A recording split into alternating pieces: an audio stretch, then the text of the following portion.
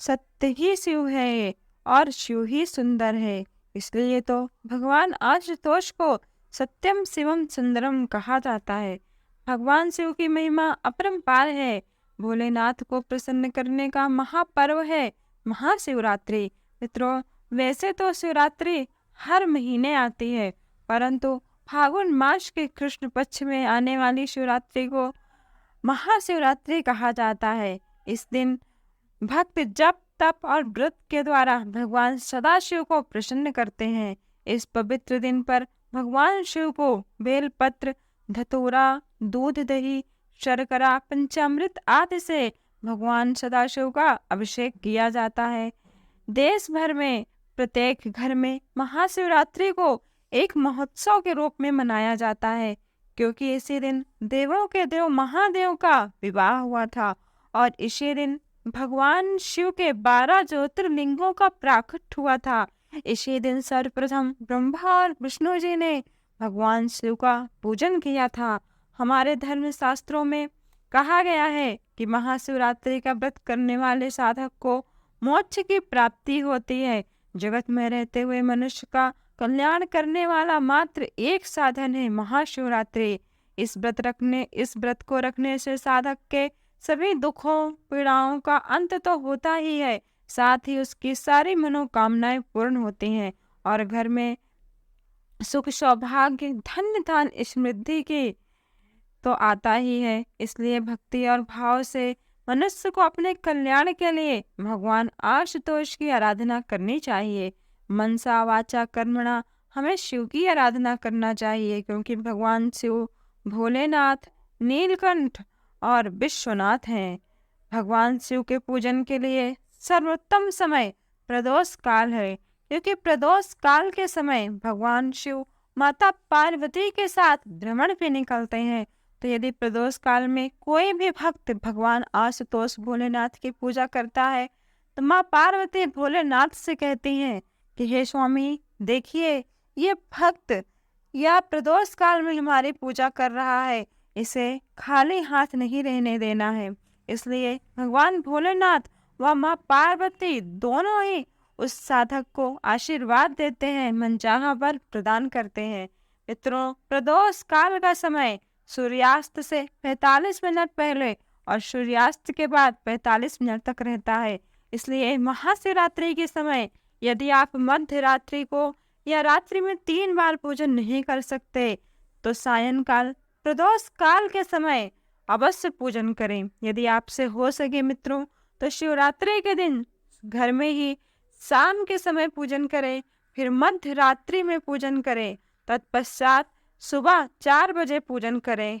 जो भी भक्त महाशिवरात्रि के दिन अपने घर में ही जो आपसे हो सके, आपकी शक्ति के अनुसार, सामर्थ्य के अनुसार, यदि आपसे हो सके तो एक पार्थिव शिवलिंग का निर्माण करें और गाय का दूध, दही, घी, शक्कर, शहद मिलाकर पंचामृत बनाएं और भगवान भोलेनाथ का अभिषेक करें। शाम के समय ऐसा पूजन करें, फिर 12 बजे रात्रि में पूजन करें और तत्पश्चात सुबह के समय पूजन करें। ऐसा जो भी भक्त ऐसा सच्ची मन से करता है, भगवान आशुतोष औढ़रदानी अगले महाशिवरात्रि के आने तक आपकी समस्त मनोकामनाओं को अवश्य पूरा करेंगे, क्योंकि इस दिन भगवान सदाशिव वह अपनी अर्धांगिनी माँ पार्वती के साथ इस पृथ्वी लोक के संपूर्ण घर घर में जाके भ्रमण करते हैं। यह शिवरात्रि महाशिवरात्रि नहीं, बल्कि भक्तों की रात्रि है, भक्तों के दुख को दूर करने की रात्रि है। इसलिए तो दुनिया भर में लोग भगवान शिव की कल्पना करके अपनी अपनी आस्था के अनुरूप पूजन करता है। कोई उन्हें भोले के रूप में देखता है, तो कोई बाबा बर्फानी के रूप में देखता है, तो कोई उन्हें विष का प्याला पीने वाले महादेव के रूप में देखता है, तो उन्हें कोई डमरू लेकर, त्रिशूल लेकर पूरी दुनिया को नचाने वाले मदारी के रूप में देखते हैं। हमारे धर्म शास्त्रों में भगवान शिव को आदि और अनंत माना गया है, अर्थात भगवान शिव का न कोई आदि है और न कोई अंत है। जब भगवान शिव का ज्योतिर्मय लिंग प्रकट हुआ था, तो उसका न कोई ओर था न कोई छोर था। तब भगवान ब्रह्मा और भगवान श्री हरि विष्णु जी उस समय उस ज्योति स्तंभ को देखकर आश्चर्यचकित हो गए। तब भगवान ब्रह्मा ने और तथा भगवान विष्णु ने आपस में कहा कि चलो इस स्तंभ का हम पता लगाते हैं। तब भगवान ब्रह्मा जी ने हंस में सवार होकर ऊपर की ओर गए उसका ओर जानने के लिए, और भगवान विष्णु वराह का रूप बनाकर समुद्र के नीचे गए नीचे के छोर जानने के लिए। परंतु भगवान विष्णु जी को जब भगवान शिव का छोर नहीं मिला, उस स्तंभ का छोर नहीं मिला, तो वो वापस लौट आए। पर भगवान ब्रह्मा जी ने कहा कि इस लिंग का छोर अवश्य होना चाहिए। यदि मैं इसका ऊपरी हिस्सा अंतिम हिस्सा नहीं पता कर पाया तो मेरी बहुत अपमान होगा। इसलिए उन्होंने झूठी गवाही देने के लिए केतकी को मनाया। तो केतकी ने कहा कि अगर मैं झूठी गवाही भगवान विष्णु को दूंगा तो मुझे क्या लाभ होगा। तब ब्रह्मा जी से ने कहा कि हे केतकी, तुम झूठ बोलो, मैं तुम्हें अति सुगंधवान बना दूंगा। तब केतकी मान गया और भगवान ब्रह्मा जी ने एक गवाही देने के लिए भगवान गौ माता से कहा। तो गौ माता ने कहा कि हे ब्रह्मदेव, यदि मैं ऐसी झूठी गवाही दूंगी तो मुझे क्या लाभ होगा। तब ब्रह्मा जी ने कहा कि तुम्हें अपने घर की प्रथम रोटी मिलेगी, हर घर की प्रथम रोटी पर तुम्हारा अधिकार होगा। तब गौ माता ने भी एक रोटी के लालच में आकर झूठ बोल दिया। और इधर भगवान विष्णु जी को जब छोर नहीं मिला तो भगवान विष्णु जी ने आकर ब्रह्मा जी को सत्य कहा कि मुझे इस ज्योति स्तंभ का कोई छोर नहीं मिला। लेकिन ब्रह्मा जी ने कहा कि मुझे तो ऊपरी हिस्सा मिल गया है। तो विष्णु जी ने कहा कि मुझे नहीं मिला, पर आपको कैसे मिला। तब ब्रह्मा जी ने कहा अगर मेरे ऊपर विश्वास नहीं है तो गौ माता से पूछ लो, केतकी से पूछ लो। केतकी ने भी बोल दिया, गौ माता ने भी बोल दिया कि हाँ, इन्हें छोर मिल गया है। इस पर उसी समय भीषण आकाशवाणी हुई कि हे केतकी, तुमने झूठ बोला है। आज के बाद तुम्हें अगर कोई मेरे ऊपर चढ़ाएगा तो उसे 1000 गौ हत्या के बराबर पाप लगेगा। तो मित्रों, भूल कर भी भगवान आशुतोष पर केतकी का पुष्प नहीं चढ़ाना चाहिए। और गौ माता ने झूठ बोला था तो गौ माता को भी भगवान आशुतोष ने श्राप दिया कि हे गौ माता, आपने माता होकर झूठ बोला है, इसलिए आज के बाद आपके मुख की पूजन नहीं होगी। तो मित्रों, ये आप भी जानते हैं कि गोदान करने वक्त या गौ माता की परिक्रमा करते हुए गौ माता की परिक्रमा कभी आगे से नहीं करना चाहिए, हमेशा उनके पूंछ की ओर से करना चाहिए। तो मित्रों, और दूसरी कथा, और तब जब भगवान ब्रह्मा तब भी नहीं मान रहे थे, तब भगवान शिव को अत्यंत क्रोध आया और उन्होंने अपने एक पैर के नाखून को उखाड़ कर फेंक दिया। उसी पैर के नाखून से काल भैरव का जन्म हुआ। उसी काल भैरव ने ब्रह्मा जी को पर क्रोध से अपने दाएं हाथ के एक नाखून से ब्रह्मा जी का 5वां सर काट दिया था। जब ब्रह्मा जी का सर कट गया तब ब्रह्मा जी को अपनी गलती का भास हुआ और उन्होंने महादेव का पूजन किया, और साथ में ही विष्णु जी ने भी महादेव का पूजन किया। तब भगवान शिव जी ने प्रसन्न होकर भगवान विष्णु को जगत का पालन करता बनाया और उनसे कहा कि हे नारायण, आज से आपका नाम सत्यनारायण है।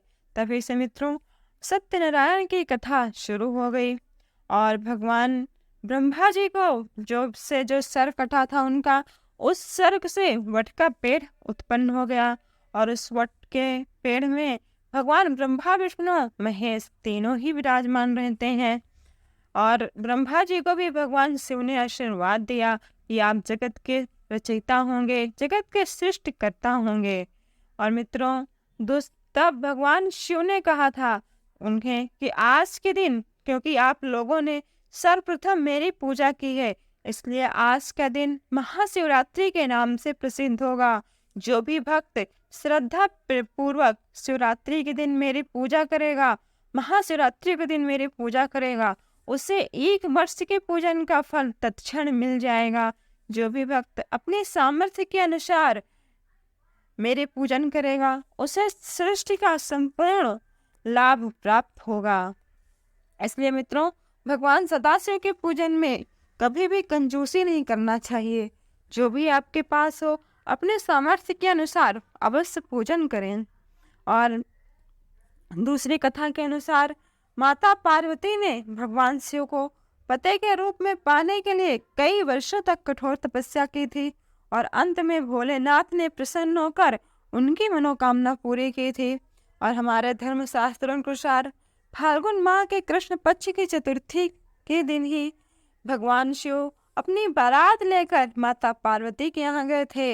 इसीलिए इसी दिन भगवान शिव और माँ पार्वती का विवाह हुआ था। इसलिए यह दिन शिव भक्तों के लिए बहुत ही खास है और इस दिन भगवान शिव की बारात धूमधाम से निकाली जाती है और इसी दिन माँ पार्वती का पूजन किया जाता है। इस दिन माँ पार्वती का पूजन करने से कुमारी लड़कियों को मन भावन पति मिलता है और जो भी सौभाग्यशाली स्त्री पूजन करती है उसके दाम्पत्य जीवन में खुशहाली का आशीर्वाद मिलता है। जो भी मनुष्य स्त्री या पुरुष इस दिन अगर जोड़े के साथ पूजन करते हैं तो उनके घर में सुख सौभाग्य एवं समृद्धि आती है। यदि कोई भी मनुष्य किसी कामना से शिवरात्रि के दिन पूजन करता है तो उसके जीवन की हर कामनाएं सिद्ध होती हैं, साथ ही जीवन में सुख समृद्धि आती है। महाशिवरात्रि का व्रत बहुत ही पुण्य और फलदायी माना गया है।